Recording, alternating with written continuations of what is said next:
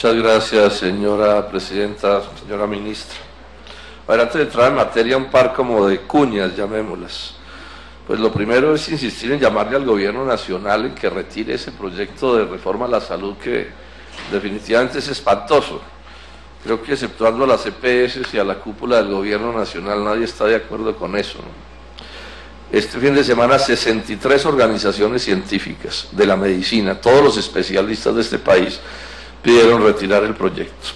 Lo segundo, señora Presidenta, es un tema que es de interés, digamos, particular de esta comisión, que tiene que ver con el anunciado proyecto de ley del ministro Luis Arralde, pues, o del presidente Santos, para modificar la ley de baldíos, lo que algunos hemos llamado la ley Urrutia, porque tiene como entre sus propósitos arreglarle los chicharrones, como los llama un ministro, a los clientes del doctor Urrutia, quien por lo demás sigue como un príncipe en Washington, ¿no? Entonces renunció por actos graves de violación de la ley, violación a la ley es corrupción, y sin embargo allá sigue haciéndonos quedar mal ante el mundo. Pero el punto es este: el gobierno tiene derecho a presentar el proyecto de ley que quiera. Yo creo que esa ley Urrutia es una ley bien negativa. Pero el gobierno lo que no puede hacer es violar la ley en el trámite de la presentación de la ley. Son dos cosas distintas. Y resulta que aquí hay una ley, que es la 1437, que con toda claridad dice que un funcionario del Estado, en este caso el ministro Luis Arralde, no puede actuar en asuntos gubernamentales que se refieran a sus negocios del año anterior. El artículo 11 es perfectamente claro en ese sentido. O sea que está inhabilitado. Él ya se inhabilitó en algunas cosas, en palma, en leche, en caucho, pero le toca inhabilitarse en baldíos, porque esa norma de baldíos le va a mejorar los negocios a algunas empresas con las que él trabajó en el año anterior. Nosotros lo recusamos, él intentó escondérsele a la recusación y ahí violó la ley, nos tocó pedirle a la Procuraduría que lo investigara. Pero además el artículo 12 de esa misma ley dice con claridad que mientras el Consejo de Ministros, en este caso, no tramite la recusación, él no puede actuar. Y resulta que ya el Consejo de Ministros nos acaba de informar, la doctora Cristina Pardo, que es la secretaria jurídica de la Presidencia de la República, que ese trámite apenas lo están realizando. Luego, si hoy presenta el ministro Luis Arralde ese proyecto de ley, incurriría en el delito de prevaricato. Y si tiene el respaldo del presidente de la República, prevarica también el doctor Juan Manuel Santos. Yo le hago un llamado al gobierno a la sensatez, ¿no? A que le bajen un poquito a la soberbia y a que entiendan que ellos deben dar ejemplo de cumplimiento de la ley. Entrando ya en materia, lo primero es unirme al reclamo que se ha expresado aquí, que tiene que ver en particular con el asesinato de César García, el líder de campesino que se venía oponiendo a la Colosa. Lástima que no esté el ministro de Minas, pero bueno, está la ministra de Ambiente, y aun cuando este no es un tema específico, ministro, de su cartera, yo sí le pido el favor de que lleven este tema al Consejo de Ministros.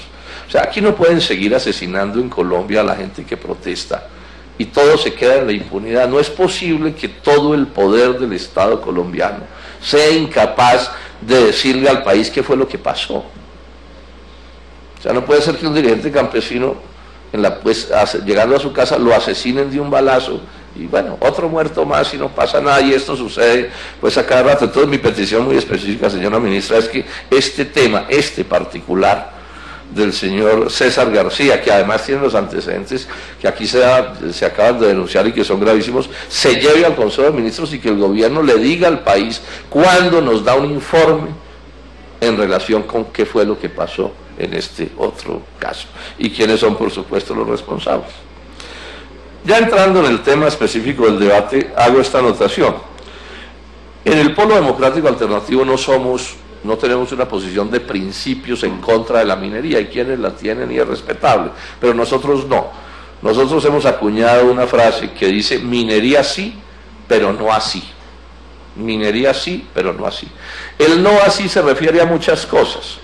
Mencionemos algunas: no así daños ambientales intolerables, no así es que no pagan las regalías que deberían pagar, no pagan los impuestos que deberían pagar, no así es que maltratan a los trabajadores, no así es que asumen conductas que yo creo que tienen base corrupta, para intentar comprarse a las comunidades para que les respalden sus proyectos. Eso debería estar prohibido, porque el debate público debería ser un debate que no estuviera mediatizado por el reparto de baratijas pues en las regiones donde se está opinando al respecto.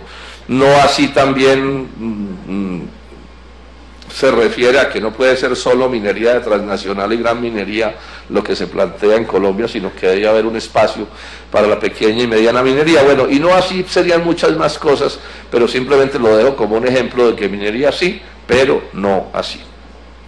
Este debate ya se había hecho aquí en esta comisión, lo hicimos con el senador Mauricio Jaramillo en el 2009, fue la primera vez, ministra, que este tema se trató en el país, yo diría, sí, hicimos un debate con él y miramos las cosas, y ya en esos días eran bastante malas, la verdad sea dicha, o sea, eso venía desarrollándose con violaciones a la ley, con una serie de prácticas inaceptables, pero como en Colombia todo, por malo que sea, es susceptible de empeorarse, ¿sí?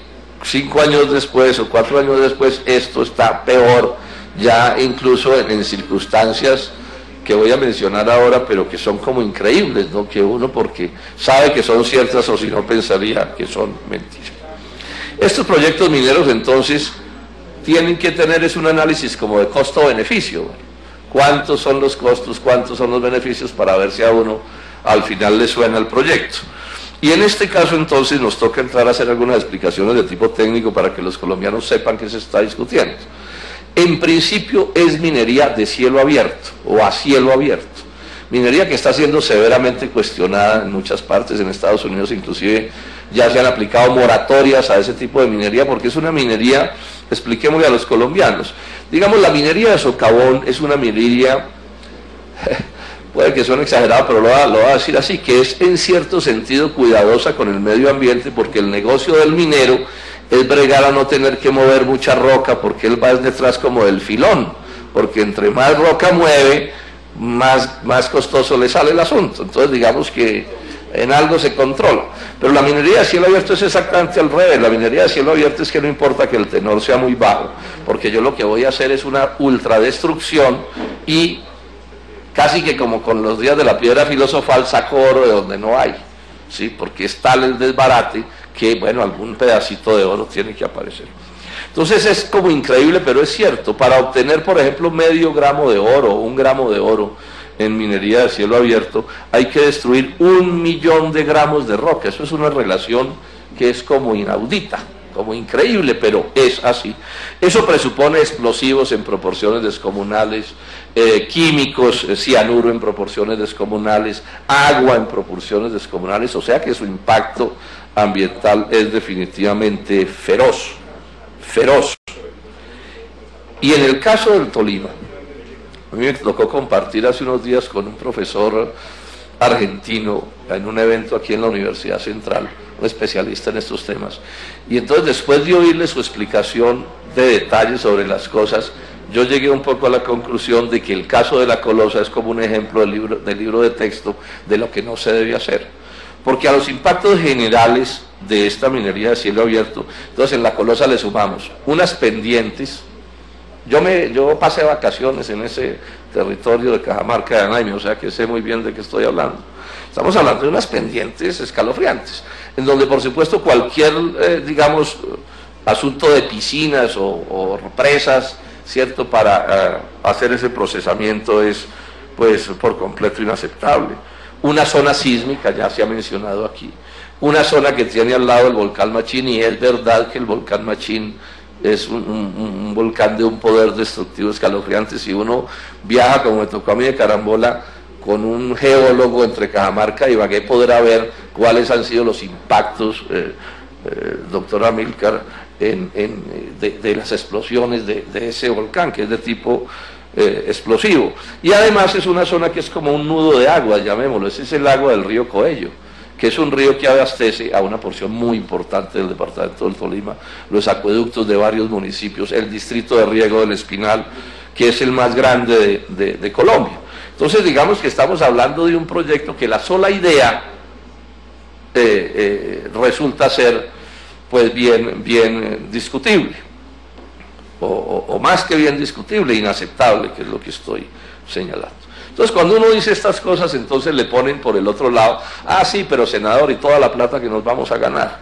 Bueno, ahí el doctor John Sudaski, en la sesión de esta semana pasada en la plenaria, hizo unas cuentas.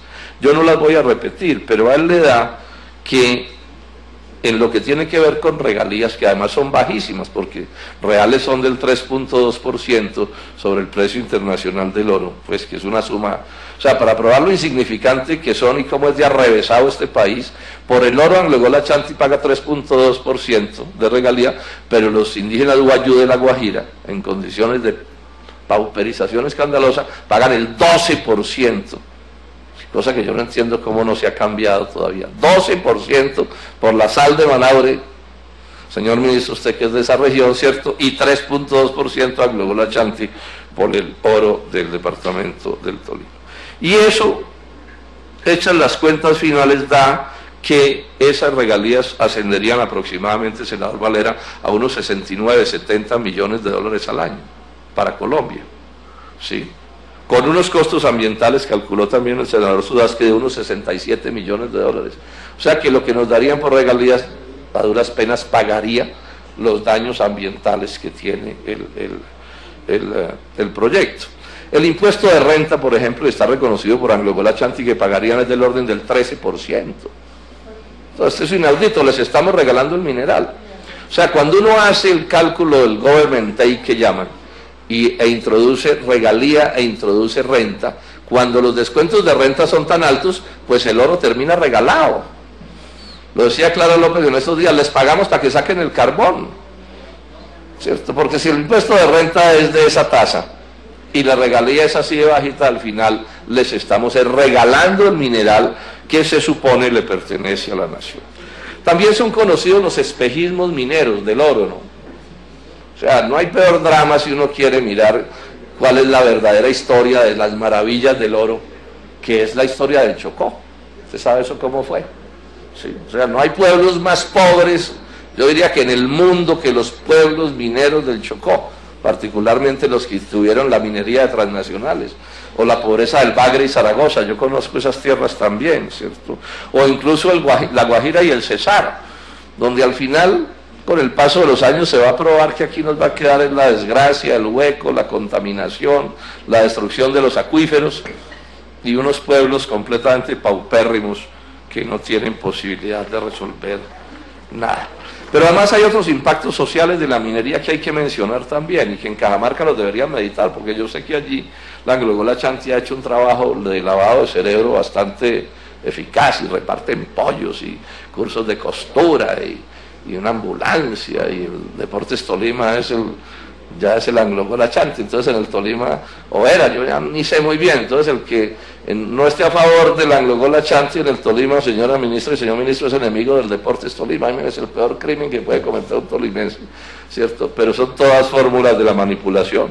Pero miren esto, y esto hay conciencia en sectores de Anaime y de Cajamarca, ¿no? Que es, por ejemplo, el problema del alza del salario rural como un impacto de los salarios mineros, los fenómenos de carestía en alimentos y en arrendamientos, ¿sí? Las áreas urbanas que crecen fuera de control, todas las lacras sociales, prostitución, bandidismo, narcotráfico, etcétera, todos esos son partes de los proyectos mineros sobre las cuales estas empresas normalmente no dicen ni pío. Ahora estamos hablando de la Anglo-Angola Ashanti, que es tal vez la minera más grande del mundo, una de las mineras más grandes del mundo, ¿sí? Con muy mala fama, la verdad se ha dicho, señores ministros. Y ahí en estos días Greenpeace le acaba de dar un premio, la enalteció, entre comillas, con un premio a una de las transnacionales de peor conducta a escala global. Hace pocos días, en marzo, la revista Dinero, que no es una revista del Polo Democrático Alternativo, les prometo, sí, le hizo un estudio a cómo estaba haciendo el manejo del canon superficiario de Anglo-Angola Ashanti, señor ministro, en el Chocó, un departamento de esa pobreza como es el Chocó. El canon superficiario es un impuesto que deben pagar las transnacionales, sí, por hectárea, digamos, que tengan concesionada. Entonces se toman el trabajo, es que es que es inaudita también como esa especie de alma torcida, ¿no?, con la que se actúa, ¿no? Entonces fraccionan los títulos, ¿sí?, para que el canon superficiario no sea sobre el total del área, sino sobre pedacitos. Y resulta que el canon está planteado de un salario mínimo entre 0 y 2.000 hectáreas, 2 salarios mínimos entre 2.000 y 5.000 hectáreas de concesión, y más de 5.000, 3 salarios mínimos. Entonces, como los fraccionan en pedacitos, las cuentas de dinero es que en los últimos años han pagado 25.000 millones y han debido pagar 175.000 millones. Claro, alguien me dirá, no, pero es que eso es legal, pero ese es parte del problema de Colombia, porque las leyes se aprueban bastante mal aprobadas, y estas empresas después se dedican a ver cómo aplican la teoría esa de hecha la ley, hecha la trampa. Esa es la empresa con la que estamos lidiando en el departamento del Tolima. Y además empezó muy mal. Yo aquí voy a recordar cómo fue que empezó este asunto, porque eso lo planteamos esa vez con el senador Aramillo. Esa empresa empieza haciendo una exploración ilegal en el departamento del Tolima, eso está perfectamente documentado, porque empieza a explorar en la zona de reserva forestal central, donde no podía haber bajo ninguna consideración, señora ministra, esa exploración. Pero más grave aún es que el proceso de permitirle hacer las sustracciones también es ilegal. O sea, eso está operando ahí, pero está operando en la ilegalidad. Eso se denunció oportunamente en esos días. Explico un poco. Esa es un área de reserva forestal donde están expresamente prohibidos los proyectos mineros, señor ministro. Entonces estos arrancan, ¿sí?, a operar sin permisos. Son sancionados por Cortolima. El propio ministerio termina imponiéndoles una sanción. Pero entonces se meten en el cuento de sustraer las áreas. Voy a leer lo que dijo en su momento el Procurador Judicial Ambiental Agrario del Tolima, el doctor Diego Alvarado. Claro que esto le costó al doctor Diego Alvarado que lo mandaran pues a trabajar por allá en algún sitio remoto de la patria, ¿cierto?, porque cometió el crimen de decir lo que había que decir. Sí, terminó sancionado. Miren lo que dice el doctor Diego Alvarado en su momento.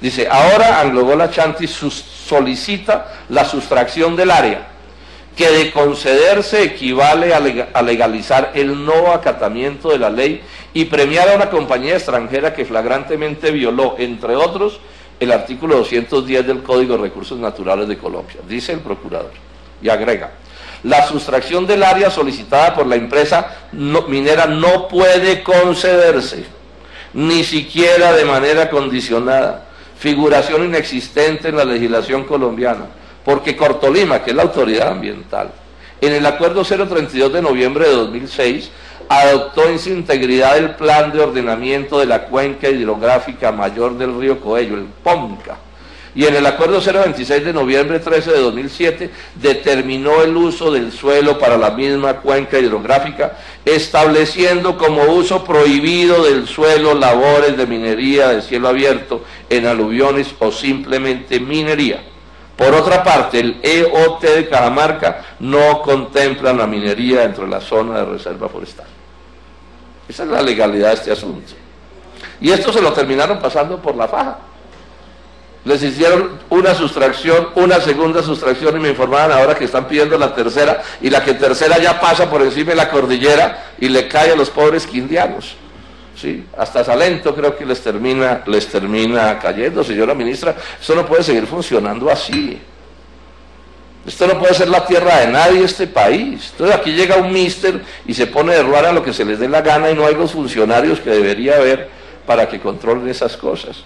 Bueno, eso dijo el Procurador Judicial. La Procuradora Delegada para Asuntos Ambientales y Agrarios, la doctora Claudia Serrano Evers, en el 2008, también dijo: en conclusión, el acto administrativo que eventualmente llegara a expedir para autorizar la sustracción del área sería contrario a lo dispuesto en el artículo 17 del decreto 1729 de 2002 y por supuesto del artículo 10 de la ley 388 de 1997. Y repito, les dieron la sustracción. Y en esos días mostramos con detalle cómo la propia Corte Constitucional refiriéndose al artículo 5 del numeral 18 de la ley 99 del 93, declaró inexequible la potestad del Ministerio de Medio Ambiente para sustraer áreas. Todo esto está documentado. Y sin embargo ahí están como Pedro por su casa y siguen ampliando las áreas de sustracción. ¿Cómo es el problema del agua? Que es uno de los problemas más espinosos de este asunto. Es que estos proyectos de minería de cielo abierto, por el tipo de procesamiento que se tiene que hacer de esas, son, no sé, como casi 900 millones de toneladas de roca. Eso consume unas cantidades de agua astronómicas. Yo no voy a entrar en los detalles técnicos del asunto. Lo que me interesa que quede claro es que son unas cantidades de agua absolutamente inmensas, que por supuesto ponen a competir esa agua con el resto de los usos del agua. Y en Colombia la ley tiene establecidas las prioridades para el uso del agua. Primero alimentación humana, no sé qué, uso agrícola, uso pecuario, no sé qué, y el uso minero es el último, como tiene que ser. Y resulta que ahí en esa zona, pues, o en toda esa zona, en el río Coello, que es el río del que estamos hablando, pues empieza a haber cada vez más problemas de agua. En julio del 2011, señora ministra, señor ministro, la Contraloría General de la República hizo una función de advertencia y les dijo, ojo con el agua de esa zona. Y Cortolima desde hace mucho rato ha definido mediante resoluciones respectivas una cosa que se llama el agotamiento del recurso hídrico en el río Coello. O sea, no se pueden dar más concesiones de agua. O sea, puesto en lenguaje más directo, no hay agua. No hay agua. Porque si la Anglogol se instala y utiliza esa agua, entonces no va a quedar agua para los otros usos y las otras concesiones, o el río va a perder su caudal ecológico que llaman, y sería como asesinarlo. Y eso, por supuesto, es por completo inaceptable. Cuando eso se puso así, los inocentes pensamos que, bueno, se acabó el problema. Sí, no se puede, ¿por qué? Porque no hay agua y porque, bueno, todos estos argumentos. Pero la imaginación de estas transnacionales es, pues, fuera de todo límite. Y entonces un día alguien me llamó de Ibagué y me dijo, senador Robledo, van a llevarse las piedras para piedras. Yo pensé que era un chiste, ¿cierto? Pues las rocas. O sea, van a llevarse todo eso, ministro de Minas, hasta Piedras, o hasta Doima, más precisamente, un corregimiento de Piedras, una región por lo demás bellísima. Ojalá un día fueran, por ahí también pasé mis vacaciones en mi infancia, ¿sí? Yo realmente no podía creerlo, me puse a averiguar y sí. Van a construir como una especie de tubo, yo no sé muy bien cómo es la cosa, así, de cerca de 90 kilómetros. Y donde van a echar como lodos toda esa piedra, todas esas cosas, y lo van a descargar allá en Piedras. Pasando por el lado de Ibagué, por una zona que también es preciosa, que es el Totumo, y entiendo que ahí van a montar también una especie de factoría o una cosa grandísima. Repito, yo pensé que era un chiste cruel, pero la verdad es que es en serio que lo están pensando hacer. Ya la empresa pidió el cambio del POT de Ibagué y están en eso. 90 kilómetros. Y eso hay que transportarlo con agua. Es de la única manera que se puede hacer y es una instalación inmensa con un impacto ambiental también, por supuesto, descomunal.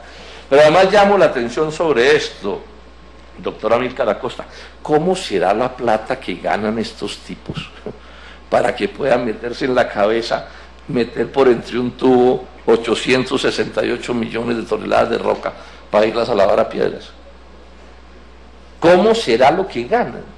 Ahora, ganan lo que ganan pues porque no pagan regalías y porque no pagan impuestos, o por lo menos no pagan los que deberían pagar, así la vida es un fandango. Entonces pueden hacer los mayores destrozos y las cosas incluso aparentemente más absurdas, sí, porque no tienen los controles que deberían tener. ¿Cómo es que con la disparada de los precios del oro, que ha llegado a precios exorbitantes, esto sigue siendo un mineral que no tiene regalías escalonadas? Que sí, por ejemplo, las tiene el petróleo. Y de este asunto de las regalías escalonadas, yo en esta comisión estoy hablando hace por lo menos 7 u 8 años, y ningún gobierno ha movido un dedo para una cosa que es absolutamente obvia. Sí, es que si hay un negocio que funciona, por decir una cifra, a $800 la onza o a 700, pues si se va a 1700, hay que hacerle un gravamen especial. Eso lo entiende cualquiera y, repito, existe en el caso del petróleo. ¿Por qué la ida para Piedras? Porque ahí queda una cosa que se conoce con el nombre del acuífero de Ibagué, o sea, es una reserva subterránea de agua descomunalmente grande, muy importante, pero por muy importante que sea y muy grande, pues por supuesto que hay que cuidarla. Si son aguas subterráneas que están allí, que si se maltratan, se dilapidan, se contaminan, etcétera, pues eso sería una catástrofe de proporciones descomunales. Esas son zonas relativamente secas. Y por supuesto la idea misma de llevarse toda esa piedramenta hasta allá, pues resulta bastante discutible y bastante inaceptable. La Contraloría también haya dicho, ojo con eso que van a hacer ahí, porque a cualquiera se le ocurre que es un despropósito. Como siempre nos dirán las transnacionales y el gobierno, porque el gobierno siempre termina haciendo lo que dicen las transnacionales, nos dirán que no hay problema, senador Robledo, porque esto es con licencia ambiental y en la licencia ambiental vamos a asegurar que no pase nada, todo será perfecto. Entonces el país de las ineficiencias se vuelve ultra eficiente a la hora de las licencias ambientales. Licencias ambientales que, como se ha dicho, las redactan, pues todos los papeles los hacen ellos mismos. Y últimamente están haciendo unas cosas astutas, detestables, ¿no? Empiezan a acoger a las universidades públicas colombianas con toda su respetabilidad, pero como están arruinadas, ¿sí?, las contratan para que validen estas cosas en unos espectáculos bochornosos. Son capaces de torcer hasta lo más noble, ¿no? Y entonces ya salen, no, es que la universidad no sé quién dijo que ya esto está perfecto. Y le voy a llamar la atención sobre una cosa, lo he planteado en otros debates, se lo planteo aquí a todos y a los tolimenses en especial. Uno de los líos graves que tiene la legislación ambiental en Colombia es que una vez usted tramita su licencia ambiental y el gobierno la acepta, la responsabilidad de cualquier imprevisto deja de ser del empresario o de la empresa y se traslada al Estado.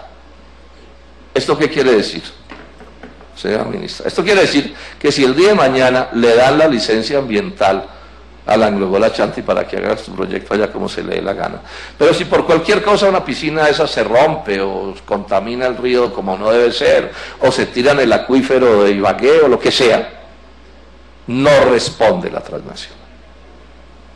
No responde la transnacional.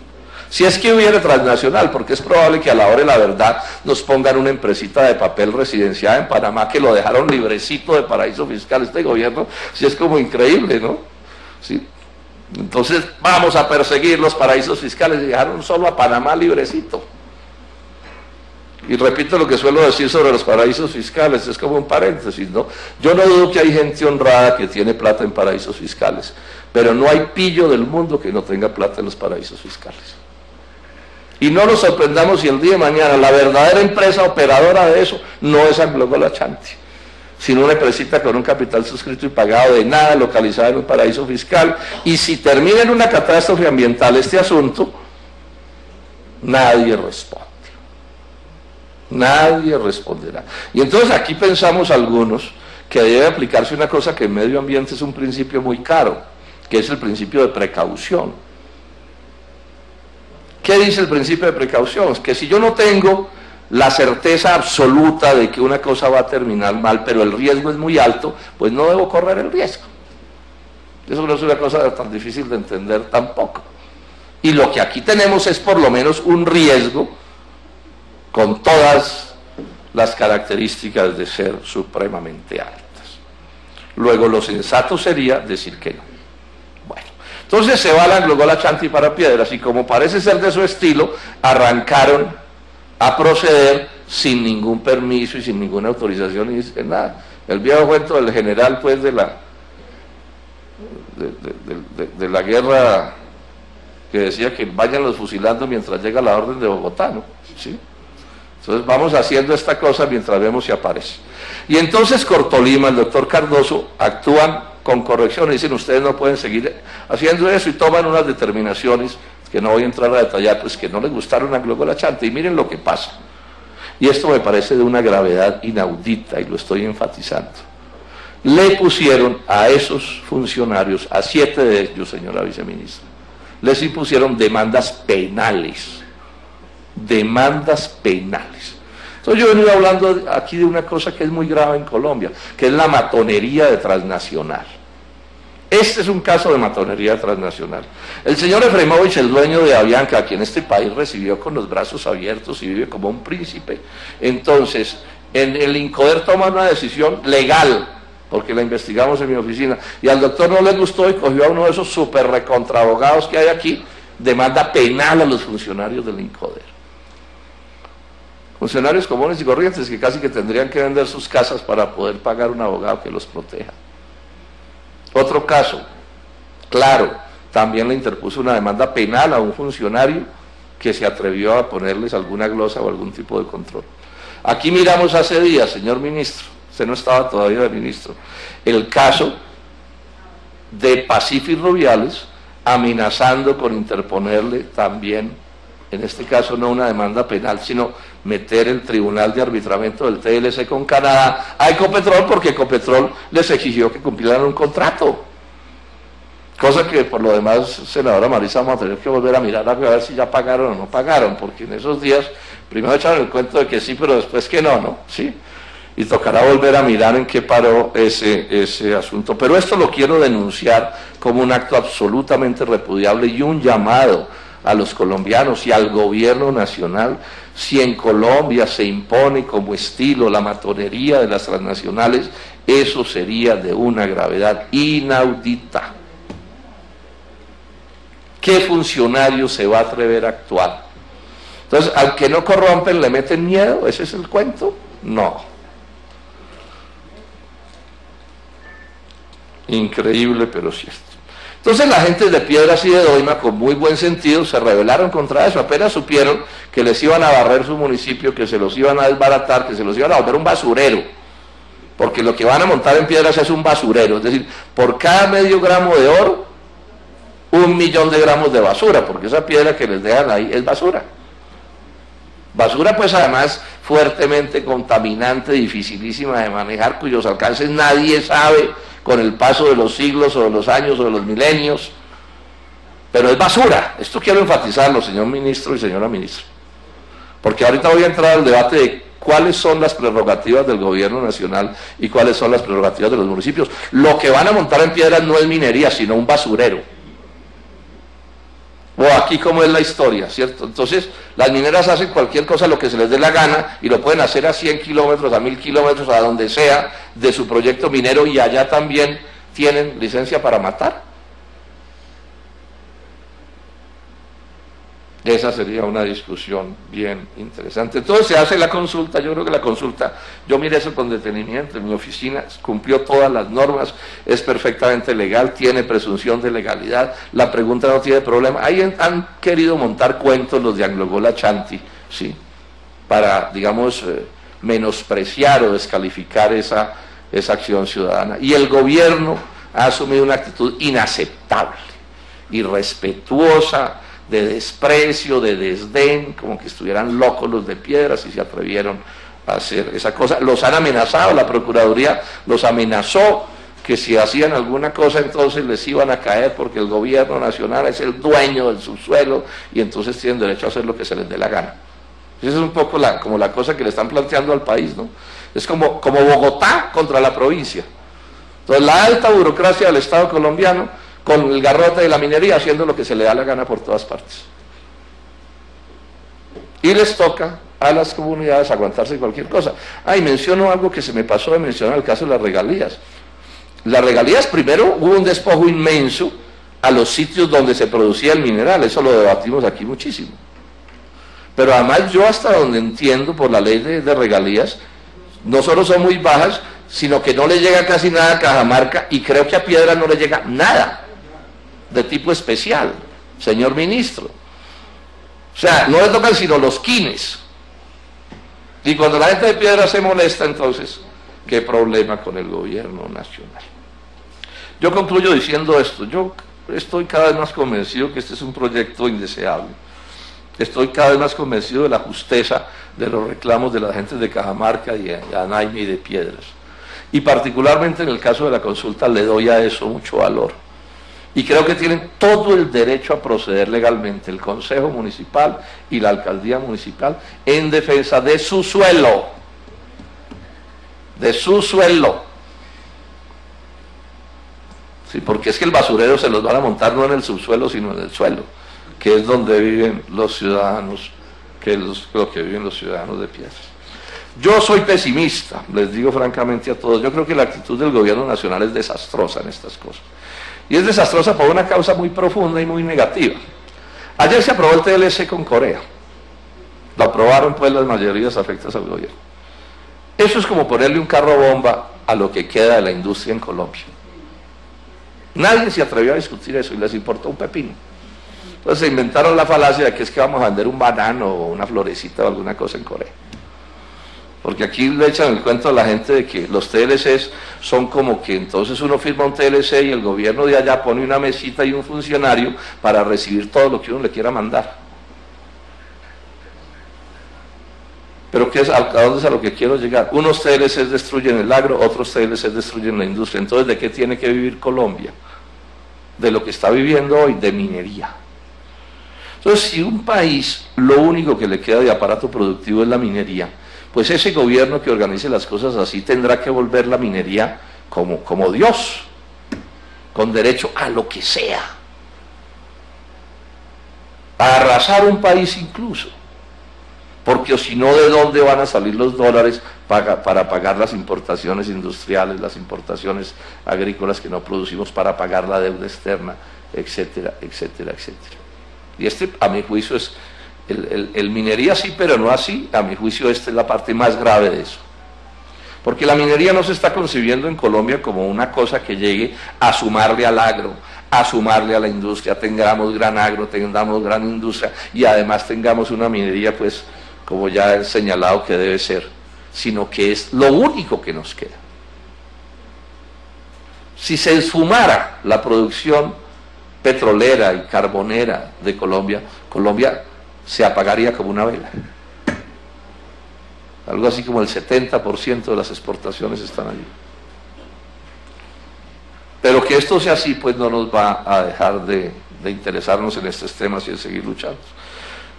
Creo que lo único que nos toca es resistir. Creo que Santurbán es un ejemplo. Hay que movilizarse y hay que resistir. Hay que levantar la bandera de que en estos casos todos somos Piedras, todos somos Tolima, ¿sí?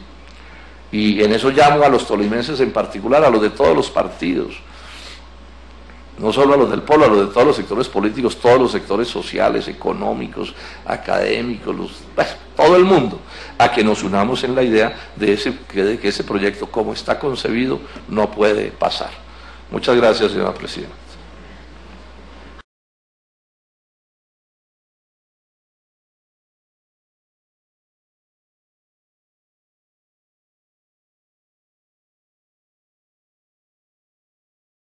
Pues sí, muchas gracias, señora presidenta. No, yo pues no voy a repetir lo que ya dije, que digamos me sostengo en todo lo que dije. Simplemente hacer un par de comentarios, ¿no? Yo planteé que esas mineras no respondían realmente por los daños, señora ministra. Y lo digo en dos sentidos, lo voy a enfatizar. Uno, porque la norma es que ponen subsidiarias o empresas de papel, son las que finalmente terminan haciendo los contratos. Entonces aquí nos dicen, es que es el poder de Glencore quien va a construir la refinería de Cartagena. Entonces, como es Glencore, entonces cheque en blanco a Glencore. Y cuando llega la hora de construir la refinería de Cartagena, nos ponen una empresita de papel en Islas Caimán e incumplen y no hay a quien caerle. Fue lo mismo que nos pasó con Comsa, nos pasa todos los días. Me refería en primer término a eso. Y en segundo término a esto. Digamos, en los criterios de las licencias ambientales, eso lo explicaba aquí un ministro de Ambiente hace unos años. Claro, hay una serie de cosas por las que tienen que responder, ¿no? Entonces, por decir alguna cosa, la varilla es de 3/4, ¿sí? Y si la columna no se hizo con varilla de 3/4, sí hay un problema porque se embolsillaron un pedazo del hierro, pues ahí, digamos, hay un incumplimiento de la licencia y entonces se le puede caer al constructor, al contratista, lo que sea. Pero es que aquí hay una serie, hay muchas cosas que pueden suceder y sobre todo en proyectos mineros que son verdaderos imprevistos, que nadie tiene pues la certeza que va a pasar y por supuesto en esos casos no responden. ¿sí? Voy a poner un ejemplo, el riesgo sísmico. Entonces se diseña con un factor de tanto, pero si ese factor de tanto resultó ser insuficiente, ¿sí? Y aparece como un imprevisto, entonces no responden. Es exactamente a eso a lo que me refería. ¿Y por qué lo enfatizo? Porque el cuento que le echan a la comunidad es que no se preocupen, que siempre respondemos. Y la comunidad no tiene este par de detalles que yo estoy mencionando, ¿sí? El primero, que aun cuando respondieran es tampoco lo que tienen, que no pueden responder. Y el segundo, que esa responsabilidad, digamos, en parte la asumen, pero en parte no la asumen, porque las licencias ambientales no pueden cubrir todos los imprevistos y todas las circunstancias. Era eso a lo que me refería. Y por último, decirle esto pues a los amigos de Piedras que nos acompañan, y de Cajamarca y de Tolima. Yo creo que hay que mantener la idea de la movilización, no como una cosa caprichosa. Ese es un punto de vista general del polo. Es que tiene que ver con equiparar fuerzas, porque entonces la fuerza de las transnacionales es enorme. La fuerza del gobierno nacional también es enorme. Entonces, si la comunidad no está movilizada, y cuando digo movilizada, digo atenta, pendiente, leyendo, estudiando, sacando hojas, bueno, si tiene que hacer marchas, las cosas que tenga que hacer, haciéndolas también, pero convertida en interlocutor, no en interlocutor en el sentido de la formalidad, sino en el sentido de que esa mesa tenga tres patas, que es la pata de las mineras, la pata del Estado, ¿sí? Y la pata de la gente organizada. Y que esa movilización sea lo suficientemente fuerte para que sean respetadas y escuchadas por lo menos sus opiniones con toda la atención. Mi experiencia me dice que si la comunidad no está en este tipo de situaciones, la definición que tome el gobierno y que tome la minera, para poner un ejemplo, o la minera u otra cosa, una empresa de, no sé, de telefonía celular o de lo que sea, ¿sí? Al final lo que termina sacrificado es el interés de la comunidad. Entonces, en ese sentido, insisto en la importancia de mantenerse pilas y estar en el debate. Es la vida de los de Piedras la que está en juego, es la vida de los de Cajamarca la que está en juego. Entonces, lo menos es que puedan estar de verdad en la jugada, como se dice. El ordenamiento jurídico colombiano no se los permite, como debería ser. Es mucho más retórica que cierta la participación. Entonces, lo que toca es que con la movilización se vuelva cierta y que se le pueda, digamos, pelar el colmillo al gobierno y decirle, bueno, o nos hace caso o nosotros, bueno, tomaremos determinaciones. Yo quiero insistir en la importancia en este proyecto particularmente, porque tenemos al frente una transnacional que ha demostrado ser bastante agresiva y que está empeñada en hacer ese proyecto como sea. Entre otras cosas porque las ganancias son muy altas. El doctor Amílcar debe recordar algún libro en el que en alguna parte un economista inglés, hablando de que el capital es capaz de funcionar con tasas de ganancia pequeñas, pero que cuando la ganancia es grande, dice el libro, ¿no?, que con el 300% el capital, señora viceministra, no hay riesgo que no se atreva a cometer, sí, o a asumir, a un riesgo del cadalso. Con el 300% no hay riesgo que no esté dispuesto a asumir a un riesgo del cadalso. Ese es el narcotráfico, para poner un ejemplo. Y los proyectos mineros tienen un poco esa cierta debilidad, llamémoslas así. Es que en ciertas ocasiones las utilidades son tan grandes, tan desproporcionadamente grandes, que están dispuestos a lo que sea para sacarlas adelante, y más cuando esos proyectos mineros son de un fondo por allá en no sé dónde, en Berlín o en Nueva York, no sé dónde, para los cuales a duras penas medio podrán saber dónde queda Colombia, señora ministra, ¿cierto? Pero por ejemplo que Ibagué o Piedras, Doima, imagínense si van a saber dónde queda Doima. Y lo que les importará si Doima queda borrado del mapa. Entonces, por eso es que se vuelve tan importante que estemos y la gente esté movilizada, defendiendo sus cosas, que para estas empresas son como boberías, ¿no? El medio ambiente, el paisaje, el derecho a producir arroz ahí, la quebrada La Opia, que produce ostras de agua dulce y que, pues, tiene muchos encantos, pero eso para esos místeres, mejor dicho, eso no cuenta. Muchas gracias, señora presidenta. A usted, senador Robledo, muchísimas gracias a todos los